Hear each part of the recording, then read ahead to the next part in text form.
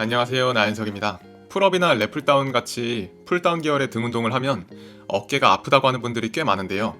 그리고 어깨가 아프진 않더라도 비대칭이라서 신경 쓰이는 분들도 많을 거라고 생각합니다. 특히 등 운동의 경우 거울을 통해서 확인할 수도 없을 뿐더러 운동 중 실시간으로 확인하기보다는 카메라로 찍고 나서 확인해야 되기 때문에 안다고 해도 고치기 쉽지 않고 내가 지금 비대칭으로 당기고 있는지 아닌지 모르는 분들도 상당히 많습니다. 오늘은 이렇게 풀다운 계열 운동을 할 때 어깨 비대칭 때문에 고민하는 분들을 위한 영상을 만들어 봤습니다. 먼저 어깨 비대칭의 가장 근본적인 첫 번째 원인은 근육의 불균형적인 발달을 방치하는 것에서 비롯된다고 볼 수 있습니다.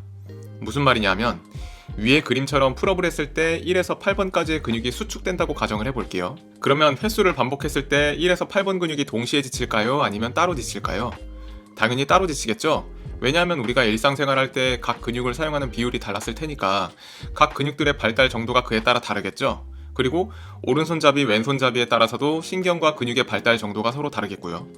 그래서 풀업을 반복적으로 수행하면 저 8개의 근육들이 동시에 지치는 게 아니라 어느 한 근육이 먼저 지치게 되어 있습니다. 그럼 만약 3번 근육이 먼저 지쳤다고 가정을 해볼게요. 3번 근육이 지쳤을 때 바로 풀업을 못하게 될까요? 아니죠. 주변에 비슷한 기능을 하는 다른 근육들이 대신 힘을 더 쓰면서 그래도 풀업을 반복할 수 있겠죠? 마치 통나무를 여러 명이서 들고 갈 때 가운데 한 사람이 지쳐서 안 들어도 다른 사람들이 대신 들고 가는 것처럼요. 그래서 3번 근육이 지쳤을 때 계속 반복을 하다 보면 3번 근육의 부재 때문에 3번 근육이 속한 왼쪽 근육 그룹이 오른쪽 근육 그룹보다 더 피로해지고 손상될 겁니다.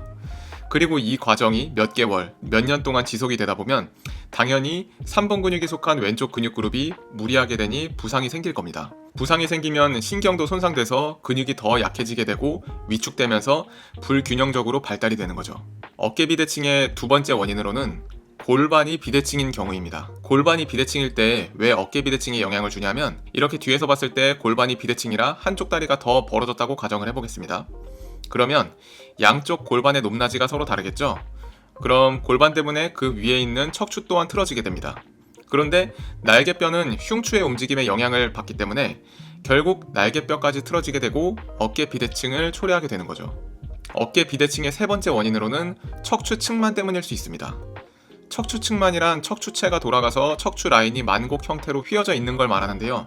조금 전에 언급했듯이 날개뼈는 흉추의 움직임에 영향을 많이 받기 때문에 척추 측만 자체가 어깨 비대칭을 만듭니다. 그럼 어떻게 하면 어깨 비대칭을 최대한 바로잡을 수 있는지 알려드리도록 하겠습니다. 첫 번째는 오버그립 풀다운만 하는 게 아니라 친업 같은 언더그립 풀다운을 하는 겁니다. 보통 랩풀다운 할 때 많이 풀리는 근육들이 어깨를 외회전시키는 소원근과 극하근, 날개뼈를 상방회전시키는 승모근과 전거근, 그리고 날개뼈를 후인시키는 능형근이 많이 풀리는데요. 위팔뼈를 언더그립 형태로 잡으면 자연스럽게 팔이 외회전 상태로 고정되기 때문에 소원근과 극하근이 지쳤을 때 보상작용이 잘 일어나지 않습니다. 보상작용이 안 일어나도록 방지한다는 건 자세의 틀어짐을 막는다는 뜻이므로 그 자체로 어깨 비대칭을 예방할 수 있습니다. 물론 억지로 막 당기면 당연히 안 되겠죠. 두 번째 방법은 드랍다운 세트를 적극적으로 이용하는 겁니다. 무슨 말이냐면 만약 싱글 세트로 모든 근육이 다 지치게 하려면 실패 지점에 가까운 반복 횟수를 해야 되기 때문에 특정의 약한 근육이 극한으로 힘들어질 때까지 반복할 수밖에 없습니다. 그런데 만약 드랍다운 세트 방식으로 운동하게 되면 실패 지점까지 굳이 가지 않아도 적당히 힘들 때 무게를 줄여주면서 반복 횟수를 늘리면 보다 정확한 자세로 등 근육 전체의 부하량은 높여주면서 등 근육을 골고루 피로하게 만들 수 있습니다. 물론 이때 주의할 점은 드랍다운을 할 때 실패 지점까지 가고 무게를 낮춘다면 싱글 세트 할 때와 똑같으니 힘이 어느 정도 남아있을 때 무게를 낮춰야 합니다. 세 번째 방법은 본 운동 전에 꼭 달리기 같은 체온을 올리는 워밍업, 폼롤링, 그리고 약한 전신 스트레칭을 필수로 하는 겁니다. 스트레칭을 할 때는 요가 동작처럼 과한 스트레칭은 인대와 힘줄, 그리고 운동신경을 약하게 만들기 때문에 국민체조하듯이 약한 스트레칭을 하는 것이 좋습니다. 비대칭이 없는 관절이 건강한 사람은 워밍업을 공들여서 안 하고 그냥 대충 몸 푼 다음에 낮은 강도의 무게로 워밍업 세트를 시작해서 점점 무게를 올리면서 본 세트를 진행해도 별 무리가 없습니다. 관절이 튼튼하기 때문에.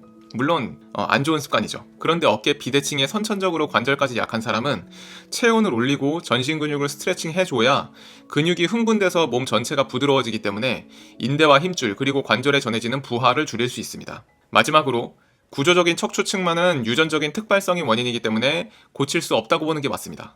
따라서 측만에 의한 어깨 비대칭은 더 악화되지 않도록 덜 틀어지게 잡아줄 수 있을 뿐 완벽하게 고칠 수 없다고 보는 게 맞습니다.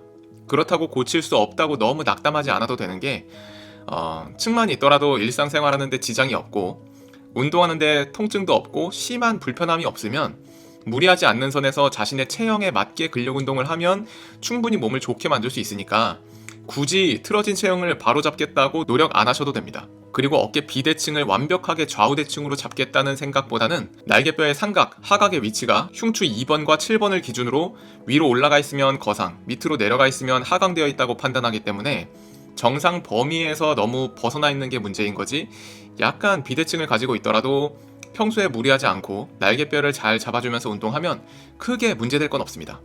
네, 이상 제가 오늘 준비한 이야기는 여기까지고요. 우리는 다음 영상에서 또 만나요. 안녕.